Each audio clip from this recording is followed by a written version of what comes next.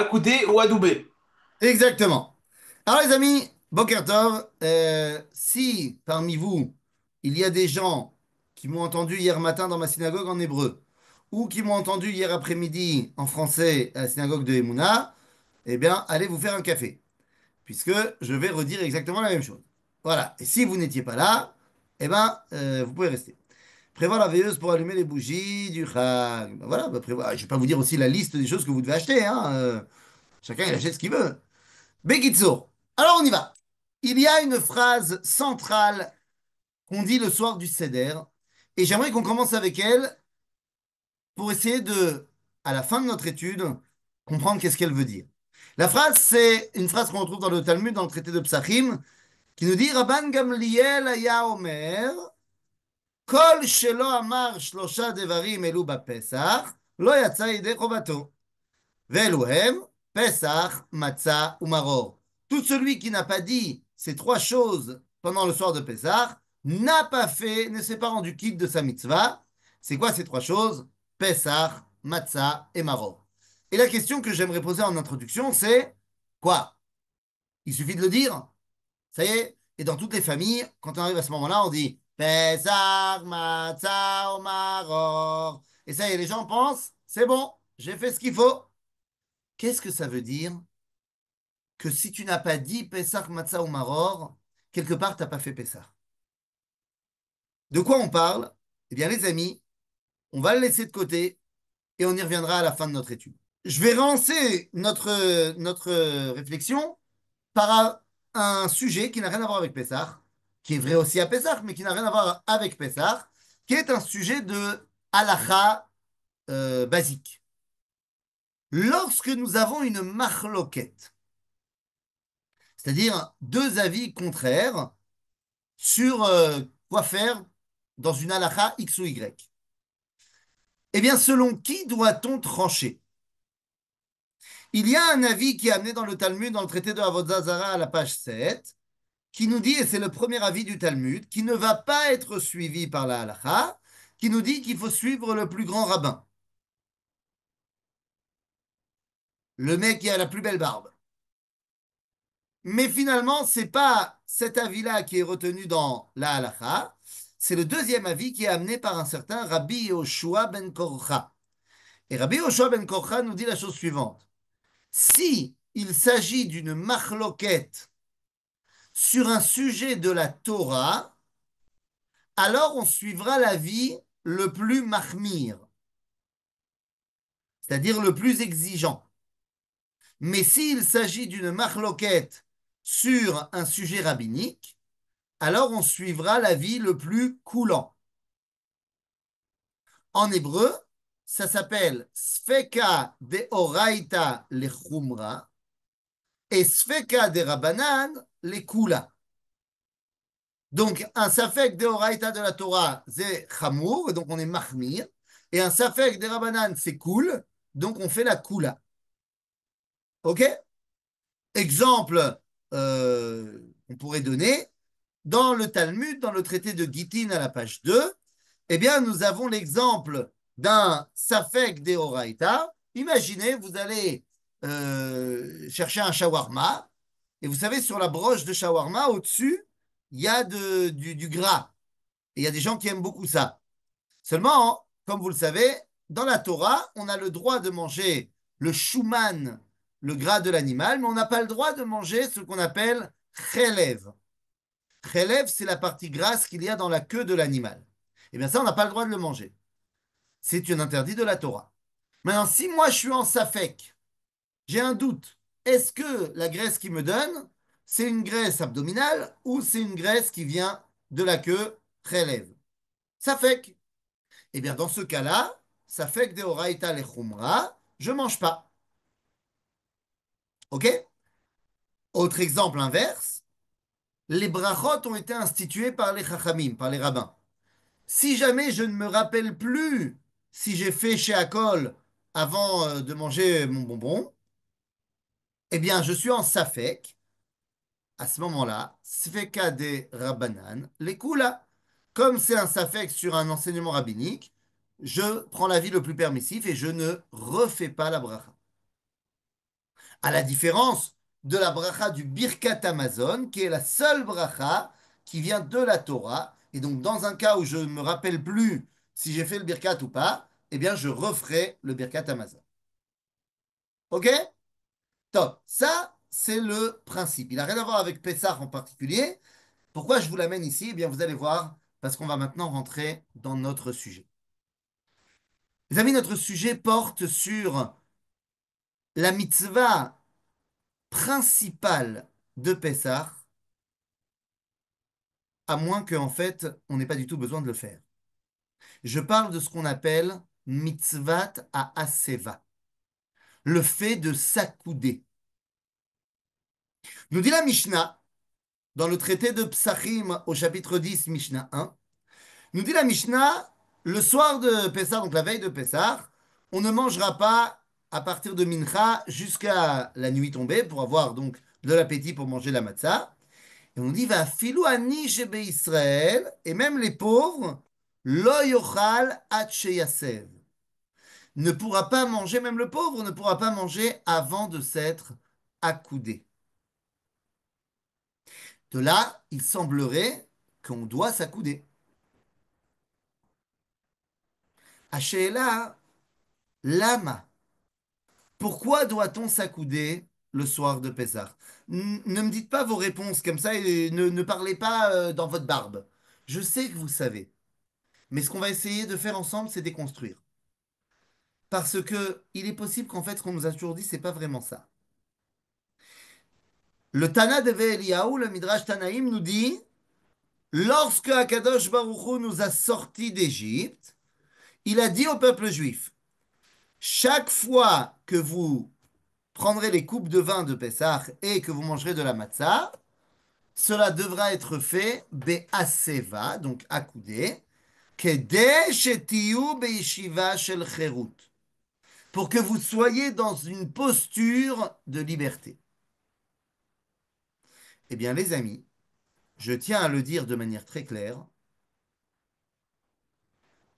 être accoudé tel que tout le monde le fait, c'est absolument pas la liberté. C'est la souffrance et la détresse. Parce que vous mettez comme ça, et vous prenez votre verre et vous faites comme ça, ce n'est pas derech cherut, c'est derech choli. Ce n'est pas être libre, c'est être malade avec une scoliose avancée. Donc, c'est quoi l'idée? Là, on m'a dit qu'il fallait être accoudé derech cherut. Quand on regarde dans le Talmud, dans le traité de Psachim, on nous raconte autre chose. Amar Rabba Bar Chana, donc on est à la page 108. Amar Rabbi Yochanan. Kol haroe et ha'aseva belel Pesach. Tout celui qui voit des gens qui sont accoudés le soir de Pesach. Keilu ra'a et bet hamikdash banui ou mitkayem. C'est comme s'il avait vu le bet hamikdash. Ok, mais attendez. Alors ça n'a plus rien à voir avec une posture de liberté. Tu es en train de me dire qu'en fait, être accoudé, c'est me rappeler d'un événement passé. Et on va aller encore plus loin dans le Midrash de Shmot Rabbah. Nous dit le Mishnah, le Midrash, dans Shmot Rabbah, chapitre 20, on nous dit Vayasev Elohim et Ha'am dans la paracha de Béchalach, que lorsque Dieu nous a fait sortir d'Égypte, il y a marqué Vayasev. Vayasev, ça vient du mot Aseva, accoudé. Nous dit le Midrash, Afilu ani shebe Israël, lo yochal at sheyasev, shekach asa lahem akadosh baruch hu bamidbar. Pourquoi est-ce qu'on doit s'accouder? Parce que c'est comme ça, nous dit le Midrash, que Dieu nous a fait sortir d'Égypte. Quand il nous a fait sortir d'Égypte, il nous a mis sur des litières, vous savez, les litières romaines, là, où les riches romains se faisaient porter dans les rues. Eh bien, nous dit le Midrash, Dieu, il nous a mis sur des litières, 600 000 litières, et il nous a sortis d'Égypte comme ça. Et c'est pour ça que tu dois t'accouder, toi, aujourd'hui. Bon, bah, je veux bien. Mais alors, ça veut dire quoi? Eh bien, ça veut dire tout simplement que lorsqu'on s'accoude, ce n'est pas pour montrer notre liberté, mais c'est pour nous mettre dans la situation dans laquelle étaient nos ancêtres à la sortie d'Égypte. Et ça change tout. Comprenez bien que ça change tout. Parce que maintenant, on va arriver à la Chal et Maaseh. Si le but de l'accoudement, c'est de montrer que je suis libre, aujourd'hui, au 21e siècle, il ne faut pas s'accouder. Parce qu'on ne s'accoude pas aujourd'hui. Lorsque tu es assis à un repas très important, officiel, chez Trump, tu vas être assis sur une chaise à table. Tu vas pas être allongé. Dans la civilisation occidentale, on ne s'allonge pas. Donc si le but, c'est de montrer une posture libre, il ne faut pas s'allonger. Mais si le but, c'est de jouer une pièce de théâtre et de se remettre dans l'ambiance de la sortie d'Égypte, alors va te déguiser.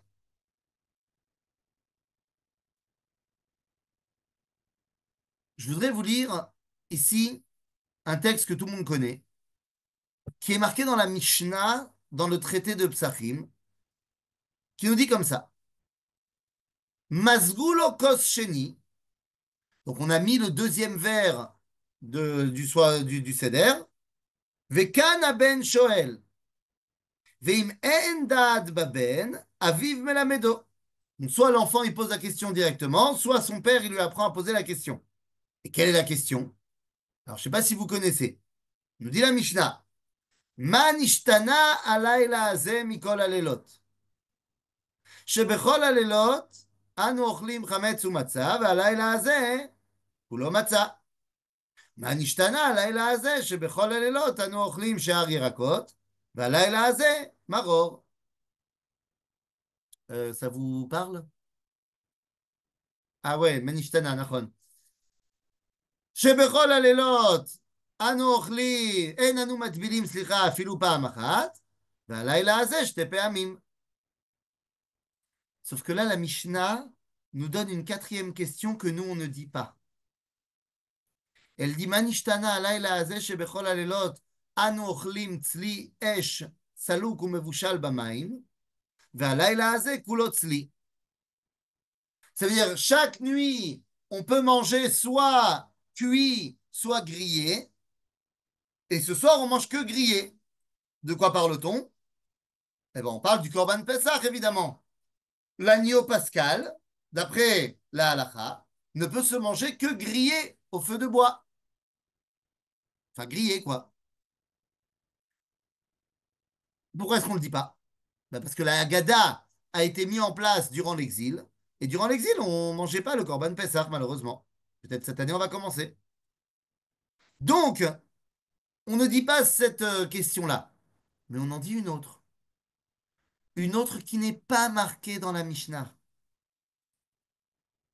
Et cette question, c'est Manishtana alayla hazeh shebechol halelot anu ochlim ben yoshvim ou ben mesubim ve'alayla hazeh kulanu mesubim. La fameuse question de l'accoudé. Elle n'apparaît pas dans la Mishnah. À votre avis, pourquoi elle n'apparaît pas dans la Mishnah? Mais pour une raison très simple. Zélo Mishtane. À l'époque de la Mishnah, tout le monde mange allongé. C'est comme ça qu'on mange. C'est l'époque romaine. Donc, ça sert à rien de dire pourquoi est-ce qu'on mange allongé, puisque tout le monde mange allongé tous les soirs. Donc, tu vas pas dire Manishtana alayla hazel, o nishtana kloum. Et c'est pour ça qu'à l'époque de la Mishnah, on te dit pas ce Manishtana-là. C'est-à-dire qu'à l'époque de la Mishnah, tout le monde est accoudé. Pourquoi? Ben parce que c'est comme ça qu'on mange. Et c'est pas accoudé comme ça, hein. C'est allongé dans des lits comme ça, comme à la romaine, comme dans les albums d'Astérix.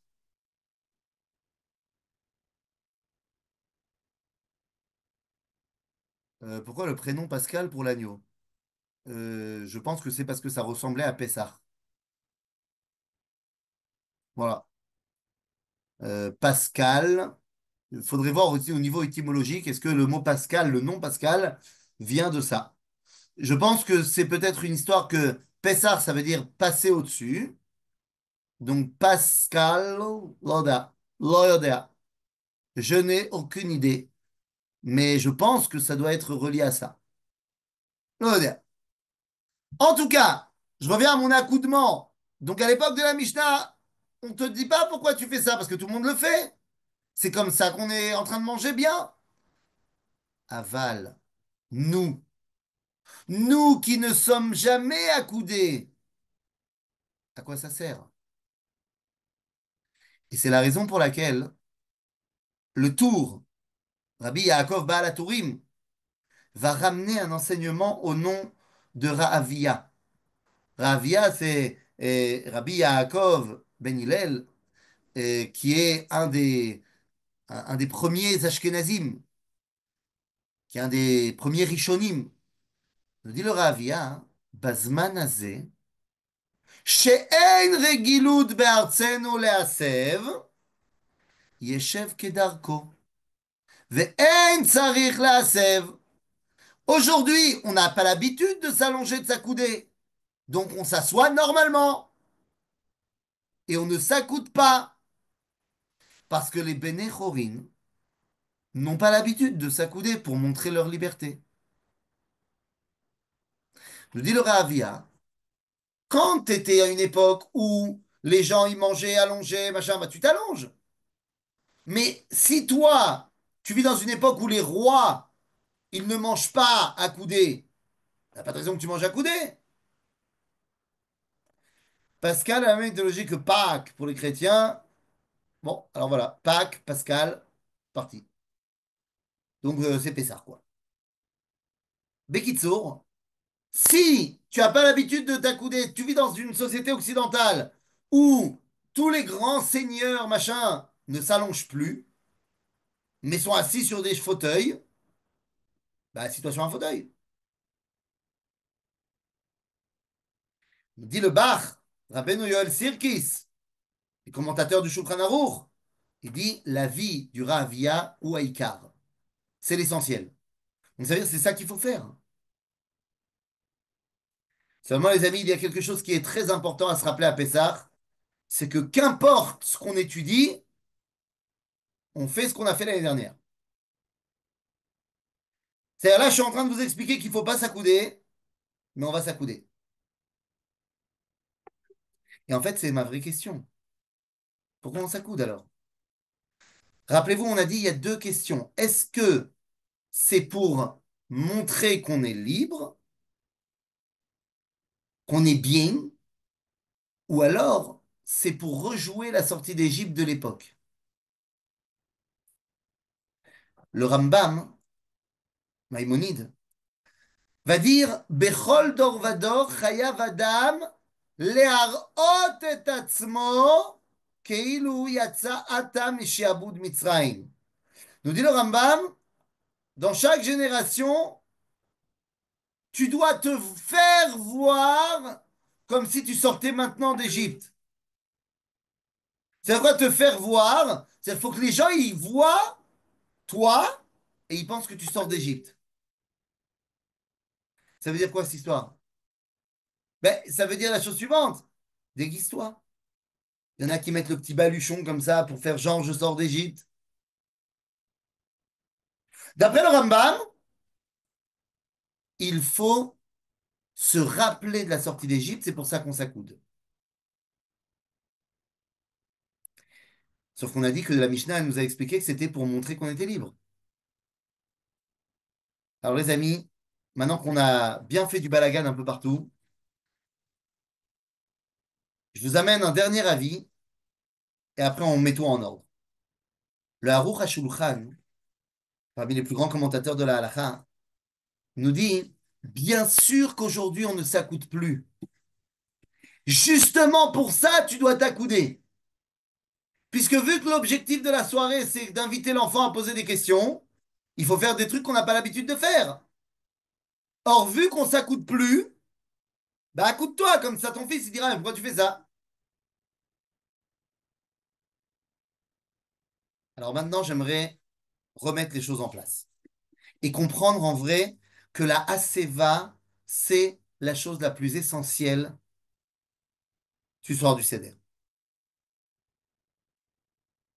Si vous me demandez à moi, Ethan Fison, qu'est-ce que je préconise à la Chalema assez concrètement? Je vais vous dire ce que moi je fais quand je le peux. C'est-à-dire quand je suis chez moi. Quand je suis pas chez moi, je vais pas chambouler les gens chez qui je suis. Mais comment moi je vois les choses? Depuis le kidouche jusqu'au repas, vous vous mettez pas à table. Vous vous mettez dans le salon. Tout le monde sur le canapé. Canapé, pouf, fauteuil. Parce que, soyons honnêtes, je vais parler peut-être pas à tout le monde, peut-être qu'il y a des gens qui sont trop bien éduqués pour ce que je vais dire maintenant. Mais pour des gens comme moi, si on est honnête, quel est le moment où on vit notre meilleure vie en termes de manger? Notre meilleur manger, c'est quand on est affalé, le terme s'appelle affalé, sur le canapé. Et si tu as la chance d'avoir un canapé où tu as une petite poignée qui te permet de relever les jambes et de baisser le dos, avec un petit trou dans la coudoir pour poser le verre de coca bien frais, de l'autre côté, le seau avec des pop-corn, et là, tu regardes le cours du Rav Cherki et du Rav Yoel. Oui, parce qu'évidemment, personne ne regarde de films ou de séries. On est des tzadikim. Donc, on est posé et on regarde le cours du Rav Cherki, pop-corn d'un côté, paille, coca bien frais de l'autre, et là, on est bien. Et soyons honnêtes, c'est comme ça qu'on se la kiffe pour de vrai. Alors, si c'est comme ça que tu te la kiffes pour de vrai, c'est comme ça que tu dois être assis le soir du Seder. Posé, affalé dans le canapé, avec une petite table juste à côté pour poser ton verre, ta agada. Tu mets une table au milieu du salon avec le plateau du Seder, et tout le maguide, on est posé. Le seul danger, c'est que la grand-mère s'endorme. Et bien, c'est pour ça que tu vas mandater les petits-enfants à faire des pièces de théâtre et des jeux pendant tout le Seder pour garder tout le monde en haleine. Exactement. Kiffer, c'est être libre. En fait, Derer Cherut, ça veut dire être bien. Et je le dis avec l'accent du Sud. Être bien. Chacun, il choisit comment il est bien. Si toi, tu es bien assis à table, ça va. Si tu viens d'une famille ashkénaze et que tu as passé toute ta jeunesse à être comme ça sur la chaise et tu as entendu ta mère qui te dit tiens-toi bien, assis-toi droit. Ou alors, comme on disait chez moi, assis-toi comme un mensch. Ce qui veut dire en arabe, assis-toi comme un homme. Ah, t'as vu? Ouais, je travaille mon accent du Sud, hein. Et oui, ça va être un balagan. Pourquoi tu crois qu'on a appelé cette soirée la soirée du Seder? Seder, ça veut dire l'ordre. Parce que c'est la soirée où c'est le plus balagan. Bien sûr. Bon, mais attendez. Alors, c'est quoi cette histoire? Quelle est la véritable signification d'être bien de la Haseva? Je vous ai dit, c'est le plus important. Et vous allez comprendre maintenant pourquoi je pense qu'il faut être posé, calé dans le fauteuil. Alors, personnellement, j'ai deux de mes enfants qui ont atteint l'âge de l'adolescence. Le seul problème, c'est que la table du CEDER prend tout le salon. Écoute, chacun son problème. Moi, je sais que quand on est à la maison, la table du salon, on la ferme. On a une console comme ça qui peut se fermer très petit. On la met dans un coin et on fera la table qu'au moment de Shulchan horaire. C'est-à-dire, il faut avoir de la place. Maintenant, J'ai deux enfants sur les quatre qui ont atteint l'âge béni de l'adolescence. Ma fille, elle a 17 ans, c'est une sadika, sababa. Et mon fils, au dire de ma mère, me ressemble beaucoup à son âge. Il a 14 ans. Et une chose est sûre, et tous ceux qui ont eu des adolescents, qui ont eu des adolescents, qui ont eux-mêmes été adolescents, se rappelleront qu'il n'y a rien de plus fixe, de plus difficile à bouger, de plus stable qu'un adolescent affalé dans le canapé. Le monde s'effondre, il ne bougera pas. Eh bien, les amis, c'est ça la Haseva. Je vais vous lire un texte et peut-être que même je vais le partager avec vous. Voilà, tout ce que je suis en train de vous dire depuis tout à l'heure, c'est marqué là, hein, évidemment. Donc, c'est un texte qui nous provient de Mahamre Reïa du Rav Kook, qui dit la chose suivante. À Adam Atalouche, l'homme instable. Zoï azva'a ayoter machrida et aneshama. Le fait d'être instable, c'est la plus grande dépression, la plus grande douleur de la neshama. האדם מוכרח הוא שיהיה לו מעמד ושמעמדו יהיה בלתי מתנודד. L'homme a besoin de stabilité dans la vie. Agalout, maïkar tsarata. Quelle est la plus grande difficulté, la plus grande détresse de l'exil? Eve Omer, atlishut. C'est l'instabilité. היום מאוד הדבר שהאדם מרגיש שבמובן ידוע ועיקרי, הרי הוא תלוש, מתנודד, פורח באוויר. C'est terrible, cette sensation de savoir qu'on n'est pas stable, qu'on est à balloter au gré du vent, qu'on est le juif errant. La pire difficulté de l'exil, c'est de savoir qu'on n'avait pas de place. On voguait au bon vouloir des goïms. Un jour, l'expulsion des Juifs d'Angleterre, l'expulsion des Juifs de France, l'expulsion des Juifs d'Espagne. Pogrom par-ci, pogrom par-là. עמדתו על בסיס הטבעי על גבי קרקע איננה עמדה כלל, מפני שאין הקרקע שלו, מפני שבכל ייחוסיה איננה קניינו ולא קניין עמו. Pendant tout l'exil, la terre ne nous appartient pas. On n'est pas stable. On n'a nulle part où être. Et même si on a de l'argent, tout ça, on n'est pas chez nous.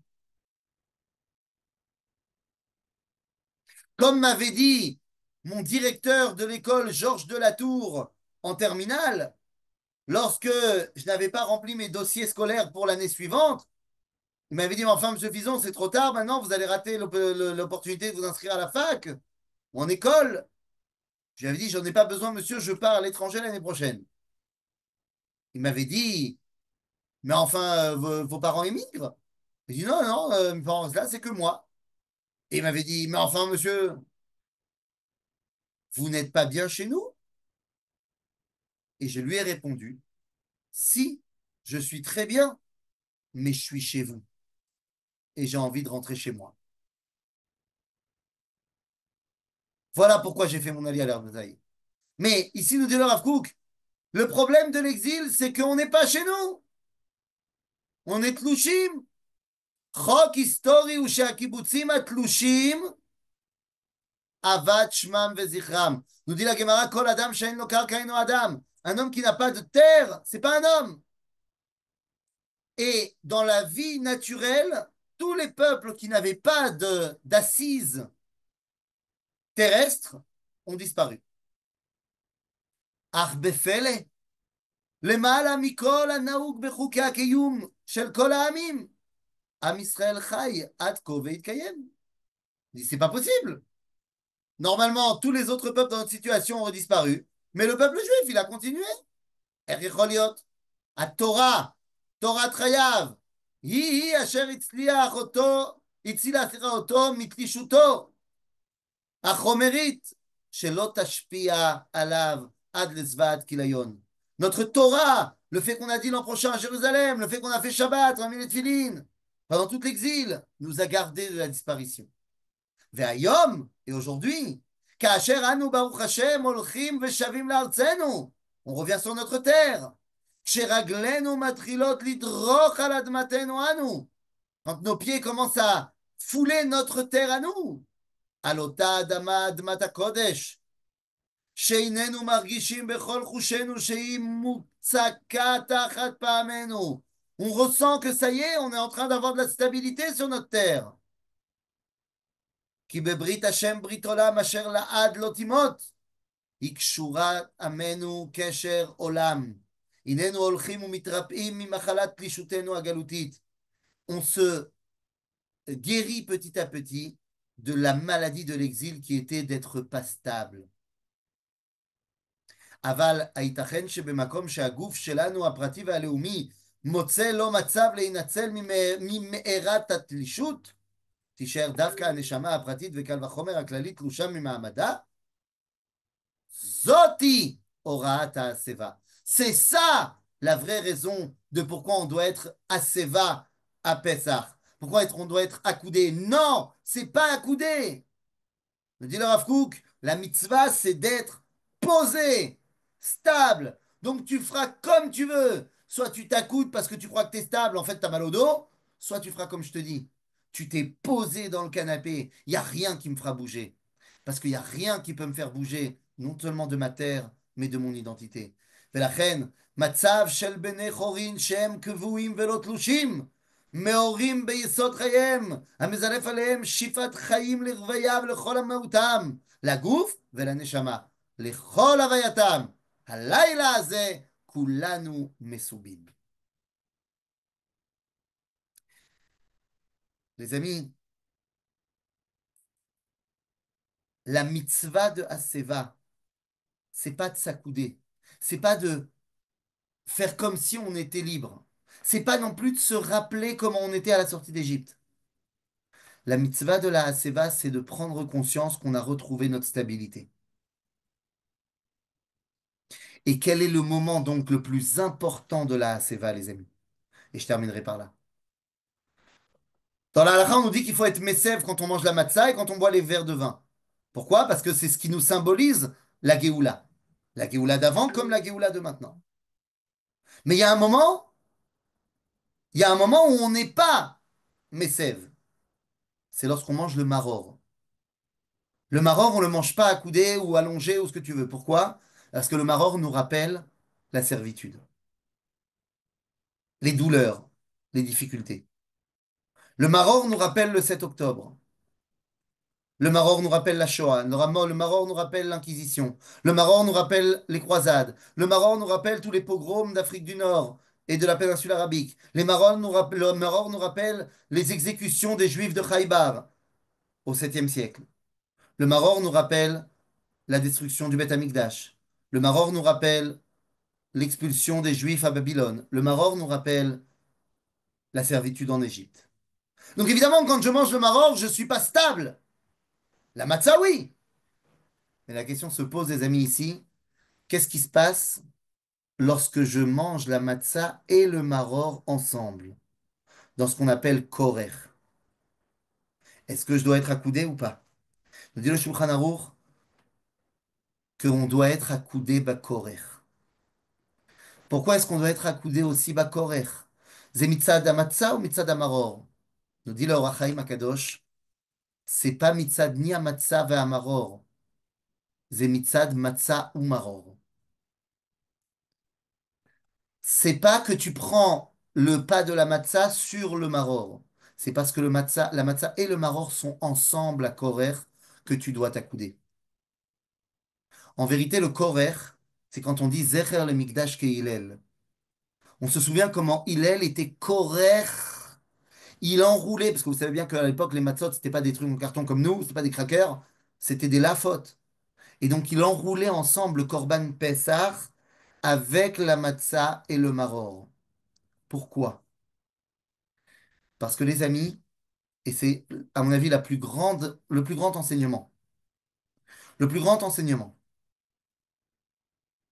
c'est parce que j'ai vécu ce que j'ai vécu avec toute la difficulté que je suis devenu ce que je suis devenu aujourd'hui. C'est parce qu'on a vécu l'esclavage en Égypte qu'on est devenu le peuple juif qu'on est devenu en sortant d'Égypte. C'est parce qu'on a vécu toutes les terreurs de l'exil qu'on a réussi à recréer un État d'Israël. C'est parce qu'on a eu le 7 octobre qu'on a réussi à se relever, à recréer une unité du peuple juif, qu'on a retrouvé la force de gagner, qu'on a dévoilé la grandeur de notre jeunesse, qu'on pensait être la génération Z. On pensait que c'était une génération qui pensait qu'à TikTok. Et la guerre a commencé et on a découvert nos héros d'aujourd'hui. Parce que lorsque je mange la matzah et le maror ensemble, je comprends que je suis qui je suis aujourd'hui, avec toute ma puissance et mon éternité, parce que j'ai passé plein de choses. J'aurais préféré ne pas les passer. Je n'appelle pas de mes voeux les souffrances pour grandir après. Nous dit Rabbi Yochanan, Haïm Chavivim Alecha Isurim, il a dit, Lohem Velo Sraram. Je ne veux pas de douleur, même si ça m'apporte après des bienfaits. J'en veux pas. Mais s'ils sont là, je comprends qu'ils font partie intégrante de, finalement, de l'évolution de mon être. Et c'est pour ça que le livre de Dvarim nous dit Ve'etrem lakach Hashem ve'otzi etrem mikur habarzel mimitzrayim. Que l'Égypte est devenue pour nous le cour à Barzel. Il a fait de nous des êtres de fer. Je dirais qu'après 2000 ans d'exil et après tout ce qu'on a vécu, on est devenus des êtres d'acier trempé. On est devenus des êtres incassables et on est redevenu stable. La mitzvah de la Haseva, et c'est ce qu'on disait au tout début. Et c'est pour ça que je vous ai dit, j'ai commencé avec le balagan. Est-ce que quand on a une marloquette entre les divrei chachamim, on suit le Mekel et divrei Torah, on suit le Mahmir? Il y a une marloquette de savoir s'il faut s'accouder ou pas. Et comme c'est un truc de divrei chachamim, on aurait dû faire l'avis qui dit il faut pas s'accouder. Et pourtant, tout Am Israël s'accoude. Parce qu'on a compris que c'est l'essence même du soir du Seder, la stabilité retrouvée. Et c'est pour ça qu'on a commencé, et je termine, lorsqu'on a dit que Rabban Gabriel nous a dit tout celui qui n'a pas dit Pesach Matzah ou Maror, lo yatsa midei chomato. Mais c'est pas tout celui qui le dit, c'est tout celui qui comprend pas qu'il faut manger ensemble Pesach, le Korban Pesach, Matzah ou Maror ensemble, parce que c'est ça qui a fait de nous qui on est aujourd'hui et qui va nous permettre de dévoiler Akadosh Baruch Hu dans le monde. Kol shelo amar shlosha dvarim elu bapesach lo yatsa lidei chomato. Mais tout celui qui a mangé le korer be'aseva, non seulement il y a ça, mais en plus il est en train de dévoiler la raison pour laquelle on est sorti d'Égypte. On est sorti d'Égypte, on est sorti de Galout aujourd'hui pour retrouver notre stabilité et fort de cette stabilité, dévoiler Dieu dans le monde. Chazak ou Balzac, Amen. si vous avez des questions, Ouais, c'est maintenant. Arab il y Fison, a, Toda Rabba aux il y plus a de 150 fait. élèves qui participent. Si les élèves ont des questions, je vous invite à lever la main dans l'icône en bas, réagir, lever la main. Arab, il y a deux, trois questions encore dans le chat. Je ne sais pas si vous avez tout répondu, notamment le seul problème. Là, non, j'ai rien dit, la question a été supprimée. Ok. Question de Richard. Votre micro, Richard. Richard a disparu. Alors, attendant, Arabe, il y a une question de monsieur ou madame Blore. Quel sera le lien pour le Sioum jeudi matin? Oula, oula, on n'y est pas, je sais pas. On va en faire un très tic-tac. Mais ça sera très rapide, hein, 10 minutes, hein, pas plus. Hein. On a faim, on peut pas tout faire. Richard, allez-y. Oui, bonjour, merci. Merci beaucoup, c'était vraiment lumineux. Une question, comment traduisez-vous Al-Ahma Ania? Voici le pain de misère. Pourquoi? Alors, merci, c'est la traduction que nous connaissons tous, mais on s'en méfie, bien sûr, vous nous l'avez appris. Donc, c'est assez surprenant qu'on ait à la fois voici le pain de misère et qu'il faille s'allonger, s'accouder, s'affaler, se vautrer pour exprimer Eh notre oui, liberté. vous Donc, avez raison. Parce que dans les Tagadotes traduites, on dit voici le pain de misère et qu'on ne veut pas se rappeler de l'explication de Chazal, de Talmud, qui nous dit pourquoi est-ce que ça s'appelle Lechem Oni? Pas parce que c'est le pain de misère qui n'a pas gonflé, mais parce que Onim alav dvarim arbe. Onim milachon la'anot, de répondre. On raconte plein de choses. Donc en fait, il faudrait traduire à l'Achmania, voici le pain qui nous fait raconter des histoires. est-ce que je peux raconter quelque chose? Alors, Alors, je ne sais Richard, une pas. autre question. Je suis Voilà. désolé, Richard, on est plus de C'est un 150 très grand déjà. maître d'Orsay, hein. Non, je sais, mais il y a des questions et on est venu D'accord. écouter le Rav Fizo. Arabe, il y a une question de monsieur ou madame Cohen. Buvez-vous, Arabe, la cinquième coupe? Et peut-être expliquer en 2 secondes, parce qu'il y a 4 minutes et le Rav Cherki est déjà connecté, sur ce qu'est la cinquième coupe. Bah, vous pouvez demander au Rav Cherki également. Je vous le demande à vous, Moi, hein. je suis, et je vais dire, moi, je suis. Voilà. Il y a quelqu'un qui s'est lancé. Il y a quelqu'un qui s'est lancé sur le CNR. Quelqu'un a C'est commencé parti. le Je pourrais CDR. poser une question. Je pourrais poser une question. Alors, juste Je laissez suis le Rav simplement, répondre. pour la cinquième coupe, je suis l'avis du Rav Cherki, de Manitou, du Rav Goren, qui est d'une clairvoyance absolue. La cinquième coupe, à mon avis, il faut la boire, bien évidemment, puisque elle fait référence au cinquième terme de délivrance qui nous dit Veveti, et je vous ai ramené, je vous ramènerai en terre d'Israël. Or, évidemment, Baruch Hashem, après 2000 ans d'exil, on est rentré en terre d'Israël. Donc, ne pas boire la cinquième coupe et continuer de dire que c'est la coupe d'Eliyahu Hanavi, eh bien, c'est peut-être ne pas se rendre compte que nous avons, Baruch Hashem, eu la chance de revenir. Donc, Et donc, techniquement, Arabe, quand est-ce qu'on la boit et quel bracha on fait? bien, j'ai une très belle Agada qui s'appelle la Agada de la cinquième coupe, dans laquelle on nous explique que la quatrième coupe, on la boit au début du Hallel, et la cinquième coupe, on la boit juste avant le Hallel à Gadol, c'est-à-dire les 26 kilolam chasdo, et voilà.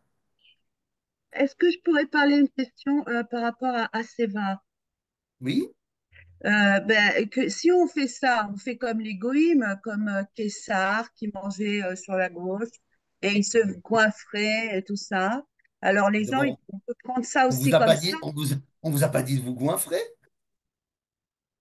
vous n'êtes pas obligé de vous goinfrer, et puis, Je parle de la connotation. Vous dites que c'est pour s'ancrer dans le fauteuil et s'ancrer dans l'Eretz Israël, il Nahon, y a Féméod. être Mais posé. ça peut avoir aussi une autre connotation plus par rapport au goïm qui se Et tout ce vautrait. que font les goïms n'est pas forcément négatif.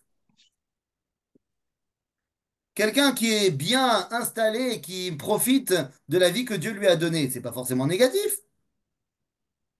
Je vous rappelle que vous vous habillez avec des habits qui ont été développés par les goïms. Notre mode actuel, c'est pas la mode qui vient du peuple juif. Alors quand on arrête de s'habiller parce que les goïms s'habillent? Ah, Rav, question, suite de la question sur la cinquième coupe, Arabe, est-ce qu'on verse quand même la coupe de Eliaou? Eh oui, parce que sinon, on a perdu l'ambiance. Versez et faites genre, si vous avez des petits-enfants, faites bouger la table un petit peu, faites genre qu'il y a un peu de vin qui s'est renversé et vous dites à vos enfants, il est venu! Il est venu! Voilà, ça fait partie du jeu.